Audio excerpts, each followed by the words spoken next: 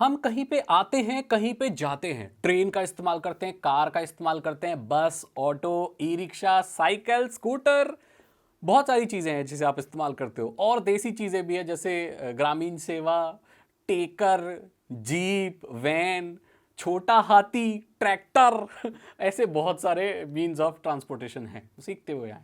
जमीन पे चलते हैं, हवा में उड़ते हैं, हवाई जहाज से भी जाते हैं लोग, अंडरग्राउंड टनल से जाते हैं, बोट से जाते हैं, जहाज से जाते हैं। आज मैं इस वीडियो में बात करने वाला हूं कि आगे आने वाले फ्यूचर में ट्रांसपोर्ट कैसा होगा, कैसी कारें चलेंगी, कैसे जो भी हम आएंगे जाएंगे एक दूसरी जगह से। टेक्नोलॉजी बहुत आगे बढ़ रही है। आपको मालूम है कि जितने भी मोड ऑफ ट्रांसपोर्ट हैं उनमें ज्यादातर पेट्रोलियम प्रोडक्ट का इस्तेमाल हो रहा है। चाहे आपकी जो कार चल रही है, ऑटो चल रहा है, जो भी चल रहा है, वो सब पेट्रोल पे इस्तेमाल में लाए जा रहे हैं। जो डीजल वगैरह, पेट्रोल, डीजल, सब ये पेट्रोलियम से ही निकलता है। ठीक है, मैं आपको बता दूं, कोयला कह लो या पेट्रोल कह लो या डीजल कह लो, क्रूड ऑयल, पेट्रोलियम, सब कुछ लिमिटेड है। और जिस हिसाब से हम इसे इस्तेमाल कर रहे हैं, ये एक दिन खत्म हो जाएगा। इसको बनने में लाखों करोड़ों साल लगते हैं, लेकिन इंसान इसे साल भर साल इतना ज्यादा इस्तेमाल कर रहा है कि ये खत्म हो जाएगा। वो सागर भाई क्या बात कर रहे हो, ये सच है। ये जो पेट्रोल है ना, ये डीजल है, ये शायद हमारे आगे आने वाली पीढ़ी को देखने को भी नहीं मिलेगा कि पेट्रोल होता कैसा था। क्योंकि अब हम पीक पर पहुंच चुके हैं, इतना पेट्रोलियम निकाला जा रहा है कि वो बहुत जल्दी खत्म होने वाला है। तो सागर भाई क्या होगा, तब दुनिया बदल जाएगी और ट्रांसपोर्टेशन के लिए कुछ नई चीजें इस्तेमाल होंगी। और आज उसी चीज के बारे में मैं बात करने वाला हूं। जो सबसे पहला आगे आने वाले सालों में जो ट्रांसपोर्टेशन का वो होगा इलेक्ट्रिक व्हीकल्स और कार्स। इलेक्ट्रिक कार्स कोई नई चीज नहीं है, टेस्ला बहुत पहले से बना रही है। आजकल तो जो वैगन आर है और बहुत सारी जो मॉडल्स हैं, फेमस कार्स हैं, वो सब इलेक्ट्रिक वेरिएंट में भी आ रही हैं। एक बार चार्ज होके 200-300 किलोमीटर चलती हैं। ये आप चार्ज कर सकते हो, घर की बिजली से धीरे चार्ज होती हैं क्योंकि चार्जिंग स्टेशंस बहुत बड़े बड़े देशों में लग चुके हैं। जो फ्यूचर है वो इलेक्ट्रिक कार्स का ही है। अब जो सेल्फ ड्राइविंग कार्स हैं, वो भी, जिसे ऑटोनोमस कार्स भी कहा जाता है, यही फ्यूचर है। इसमें बैठेगा नहीं कोई ड्राइवर, कुछ भी नहीं बैठेगा, ये अपने आप चलेंगी, अपने आप पहुंचाएंगी। यही फ्यूचर है। पेट्रोल और डीजल फ्यूचर नहीं है। तो ये पर्यावरण के लिए भी अच्छी इलेक्ट्रिक कार, और ये पॉल्यूशन वगैरह कुछ नहीं कर रही है, और ये लोगों को सस्ती भी पड़ेंगी। बस बैटरीज वगैरह का ज्यादा हमारे यहाँ प्रोडक्शन वगैरह, लिथियम मिला है हमारे यहाँ, तो ये तो बहुत ही अच्छी बात है। हम फुल प्रूफ हैं इस चीज़ को लेकर, क्योंकि इलेक्ट्रिक कार्स में जो सबसे बड़ी लागत है वो बैटरीज की होती है, वही चेंज होती है, उसके बाद सालों साल तक उसमें कोई भी प्रॉब्लम नॉर्मली नहीं आती। अगली चीज़ है ऑटोनोमस हेलीकॉप्टर, या आप ऑटोनोमस इलेक्ट्रिक पॉड व्हीकल्स बोल सकते हो, या उड़ने वाला आप फ्लाइंग कार्स बोल सकते हो, उड़ने वाली टैक्सी बोल सकते हो। ये भी ऑटोनोमस ऐसे हेलीकॉप्टर्स जिसमें कोई पायलट नहीं बैठेगा, एक तरह का ड्रोन भी कह सकते हो आप इसे। इसमें लोग बैठेंगे, या फ्लाइंग टैक्सी भी कह सकते हो। इसमें लोग बैठेंगे, आराम से अपना डेस्टिनेशन सेट करेंगे, हवा में उड़ के जाएगा, उस जगह पे लैंड करा देगा। ये उन लोगों के लिए बहुत ही बेहतर होगा जो बहुत ट्रैफिक वाली जगह पे रहते हैं। अभी आपको पता है, दिल्ली में अगर आप एक जगह से दूसरी जगह जाना चाहो और मेट्रो में ना जाके कैब लो, तो आपको सिर्फ 10 किलोमीटर जाने में ही कई बार 2-2, ढाई घंटे लग जाते हैं। सोचो, सिर्फ 10 किलोमीटर जाने के लिए आपको 2.5 घंटा वेस्ट करना पड़ता है। मतलब दिल्ली में अगर आप विचरण करना चाहो, घूमना चाहो, तो आपका पूरा दिन शायद किसी जगह पर नहीं बल्कि ट्रैफिक में निकले। तो ऐसी जगहों के लिए जो फ्लाइंग, ये जो टैक्सीज वगैरह हैं और जो ड्रोन्स हैं, ऑटोनोमस हेलीकॉप्टर्स हैं, ये फ्यूचर होने वाला है। यही फ्यूचर है। अगली चीज जिसके बारे में ज्यादा लोग बात नहीं करते वो है हाइपर लूप। अब बहुत सारे लोग बोलेंगे सागर भाई ये हाइपर लूप क्या है। दरअसल इलन मस्क ने 2012 में एक ऐसा ट्रांसपोर्टेशन का चीज बनाई थी कि एक पूरी टनल बनेगी, शीशे की या किसी हार्ड मटेरियल की, जिसके अंदर वैक्यूम होगा, हवा नहीं होगी, और यहां पर जो गाड़ी होगी वो ऊपर उठकर चलेगी। अब क्योंकि इस टनल के अंदर ना हवा है ना कुछ है, और फ्रिक्शन और एयर फ्रिक्शन बिल्कुल नहीं है, तो यहां पर उसकी स्पीड बहुत ज्यादा अचीव की जा सकती है। ये जो हाइपर लूप है, ये एक ट्यूब है, लंबी, कई किलोमीटर की हो सकती है, एकदम सीधी, और इसके अंदर एक ट्रेन जैसी गाड़ी चलेगी जो कि 1 घंटे में 1200 समथिंग कुछ किलोमीटर, 1200 किलोमीटर आपको ये 1 घंटे में ट्रैवल करा सकती है।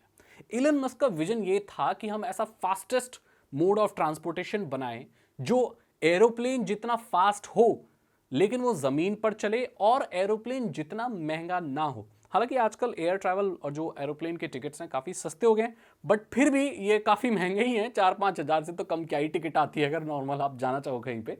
बट फिर भी ये एक प्रपोज्ड है। अब ये चीज़ ना एलन मस्क ज़्यादा डेवलप नहीं कर सकता या वो करना नहीं चाहता, उसने बहुत कंपनियों को अलाउ कर दिया है। इसका प्रोटोटाइप भी तैयार हो गया है और 2020 में समथिंग में इसकी टेस्टिंग भी हो चुकी है। पर इसमें कुछ चैलेंजेस हैं कि इतनी स्पीड से जब चलेगी तो भाई इंसान का ब्लड फ्लो होगा नहीं होगा, क्योंकि ज़मीन पे इतना फास्ट भाग रहे हैं। तो वो सोचने वाली बातें हैं। और उसके टनल बनाने में इतना पैसा लगेगा और एकदम सीधा टनल बनाना काफ़ी डिफिकल्ट टास्क है। लेकिन ये फ्यूचर का ट्रैवल या फ्यूचर का जो ट्रांसपोर्ट है, हो सकता है आगे वाले कुछ सालों में हमें हाइपर लूप्स देखने को मिले अलग अलग कंट्रीज़ में, इवन इंडिया में भी, जिस पर बैठ के लोग बहुत फास्ट ट्रैवल कर पाएँ। अगली चीज है स्काई ट्रैन।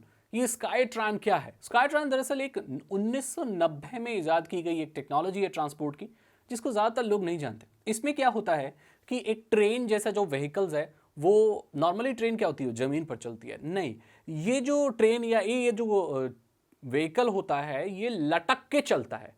अब ये एक पटरी के ऊपर नीचे नहीं चलता, ये ऊपर पटरी पे लटक के ऐसे चलता है। आपको ना चमगादड़ लटकी रहती है, फल लटके रहते हैं, ऐसे ये व्हीकल लटका रहता है और ये मैग्नेटिक फोर्स से चलता है।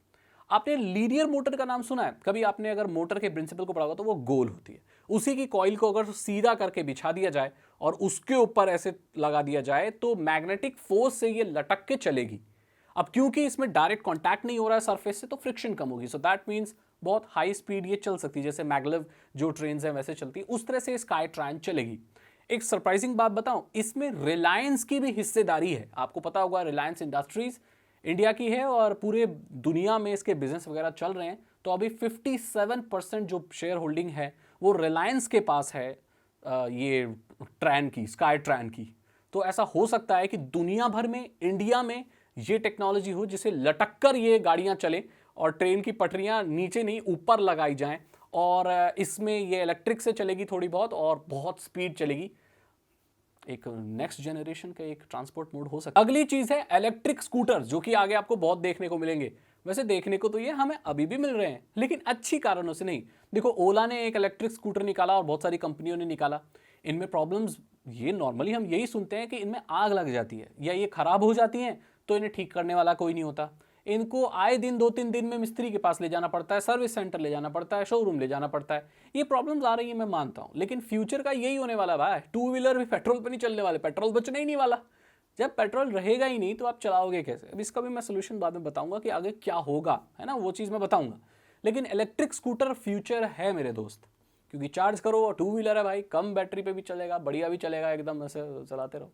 आजकल lithium ion batteries, lithium polymer batteries के साथ पता नहीं ये लोग सही डील क्यों नहीं कर पा रहे हैं।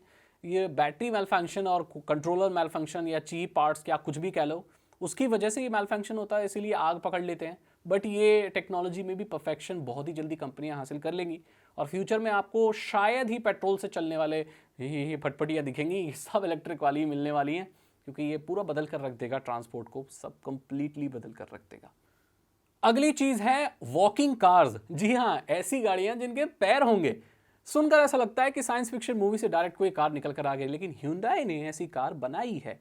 वो टेस्ट कर चुका है ऐसी कार को, जो कि उसकी टांगे भी होंगी, ऊबड़ खाबड़ रास्ते पर चढ़ पाएगी वो, और उसके टायर भी होंगे। सुनकर रियलिस्टिक नहीं लगता और मुझे नहीं लगता इसका कोई ज़्यादा प्रैक्टिकल यूसेज है। हाँ, ये मिलिट्री के लिए बनाई गई थी, मिलिट्री व्हीकल्स के तौर पर, क्योंकि उन्हीं को सुदूर इलाकों में से चढ़ना वढ़ना होता है। नॉर्मल लोग भी शायद इसे इस्तेमाल कर पाएँ, जो लोग पहाड़ी और ऐसे एरिया में रहते हैं या जो भी करना चाहते हैं। इसको ट्रैफिक को वेट करने के लिए भी इस्तेमाल कर सकता है, टांगे लंबी हो जाए और आगे ऐसा बढ़ जाए, कुछ भी हो सकता है। बट इस तरह की टेक्नोलॉजी भी एग्जिस्ट करती है, तो मैंने आपको बता दिया।